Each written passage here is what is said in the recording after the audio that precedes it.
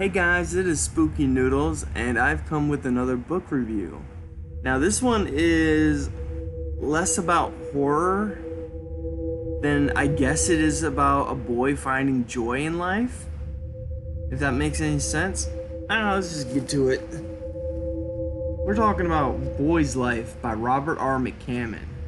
This is part of my coming of age TBR, and in it, I read The Traveling Vampire Show.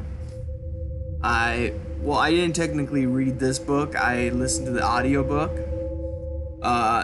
You can tell this one's in perfect condition right now. Like, there isn't like a bend in the spine or anything. You know, you could tell I haven't read this book in particular. But yeah, this book was amazing. I mean, I enjoyed every second of the audiobook. Whoever narrated it did an amazing job. You got an excellent blurb here from Peter Straub saying, "Just gorgeous, loved it." Again, this isn't a horror novel per se, but very, very excellent. There was horror elements in the story, like there's a scene with a crocodile, there's a scene with a chimpanzee, or was it a monkey? I always get the two mixed up. I think it was either a monkey. I think it was a monkey because the priest kept telling the monkey to dance. Lucifer, dance! And then Lucifer attacked. That's kind of a spoiler, I apologize. But, a small spoiler. But let me read the back for you. Zephyr, Alabama has been an idyllic home for 11-year-old Corey Mackinson. A place where monsters swim in the belly of the river, and friends are forever. Then, on a cold spring morning in 1964, as Corey accompanies his father on his milk route, they see a car plunge into the lake. Some say is bottomless. A desperate rescue attempt brings Corey's father face to face with a vision that will haunt him. A murdered man, naked and beaten, handcuffed to the steering wheel, a copper wire knotted around his neck. As Corey struggles to understand the forces of good and evil at work in his hometown, from an ancient woman called the Lady who conjures snakes and hears the voices of the dead, to a violent clan of moonshiners, he realizes that not only his life but his father's sanity may hang in the balance. And here's another blurb from Peter Straub, who I guess really liked this book. Says, "It's McCammon's The Prince of Tides, incredibly moving." So it looked like Peter Straub had like nothing but good things to say about this book. And I understand why. I mean, this book was amazing. But what do I have to say about it? 5 stars, for sure. 5 stars, all the way. One of my favorite books. It doesn't top The Traveling Vampire Show. I doubt that book will ever be knocked out of first place. I love that book thoroughly. But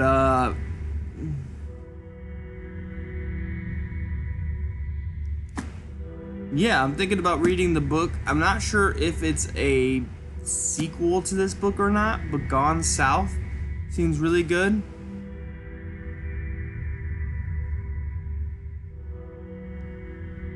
I don't know if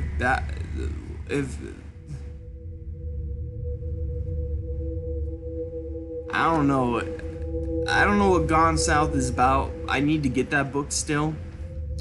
I just got Swan Song and I listened to the audiobook like forever ago, so if you guys want a review on Swan Song, I could totally do that. But let's get back to this book. My favorite scenes was definitely the crocodile scene, and I'm not much of a religious person per se, but I love the scenes at church, especially the one with the Lucifer, the monkey, and the wasps.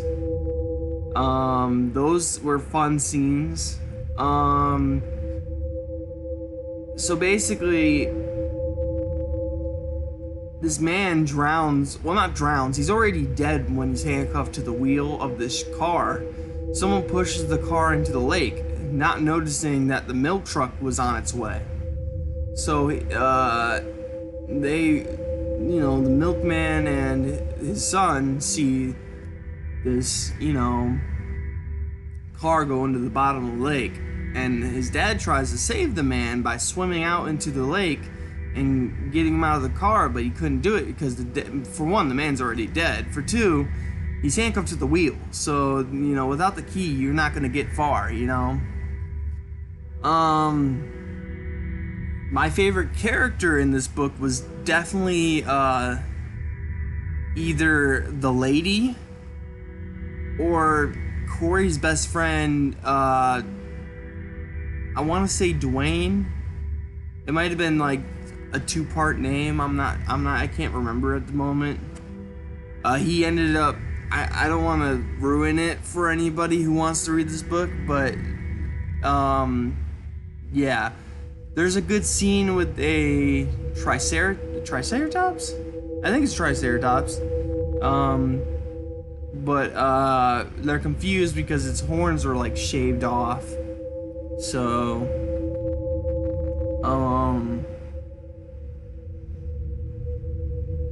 yeah, it was a fantastic read. Well, listen, because I listened to the audiobook. But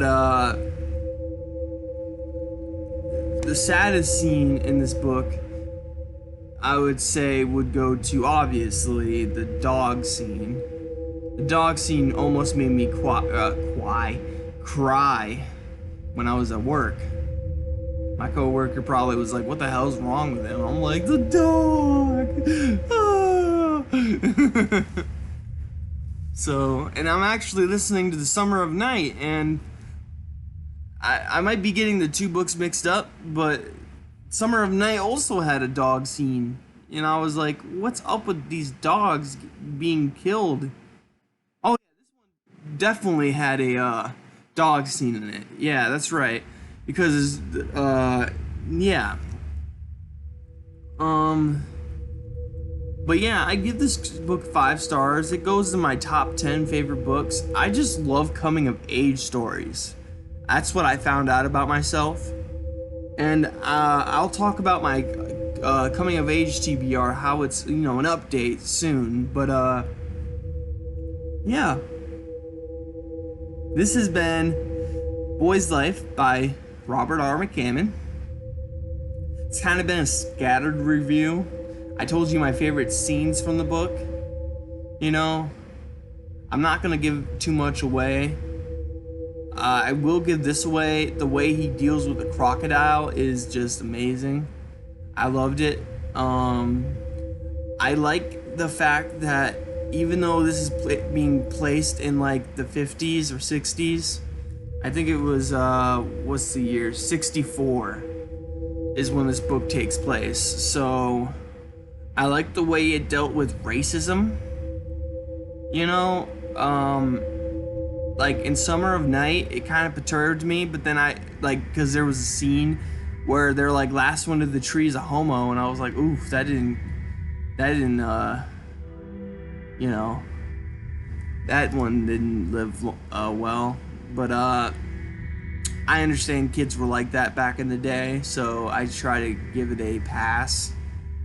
So, but and this book dealt with racism very, very well. It was one of the centerpieces of the book was about racism. Like, to Corey Mackinson, people are just people, and that's exactly how it should be, But I love the way it deals with racism. It didn't put the subject up on a pedestal, and that's what the whole book was about. But it was a centerpiece of the story for sure. Because, without it, there's certain characters when, there's a lot going on in this book. It's a big book. It's, sorry guys. The actual book is 578 pages long. And then you got acknowledgments that go up to page, well, it doesn't say.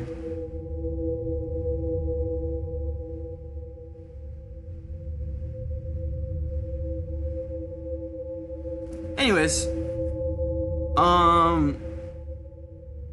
this is an amazing book, guys. I would give it a read for sure. You know, I would definitely pick this book up. Whoops. So if you can, pick this book up. This book is amazing. I know it's not horror, you know, and you might be into horror more than you are into whatever this is. It could be, I wouldn't say fantasy, but it's definitely a coming of age novel. So, sorry, the book smells really good. If you're into coming of age stories like I am, you'll absolutely adore this. If you're not, you'll still adore this because this is a good book, you know? I lost my train of thought, so I think I'm just gonna end this video here. Tell me what you thought about this book if you read it or listened to it like I did. And yeah, tell me what your favorite Robert R. McCammon book is, because so far this is my favorite Robert R. McCammon book. And I think I'm in a popular group when it comes to that, because I think a lot of people find this to be his best book. They Thirst. I didn't get to finish it because my Audible messed up, but I gotta re-listen to They Thirst by Robert R. McCammon, and I listened to the Swan Song, which I absolutely loved. The ending was a little weak, but I loved it nevertheless.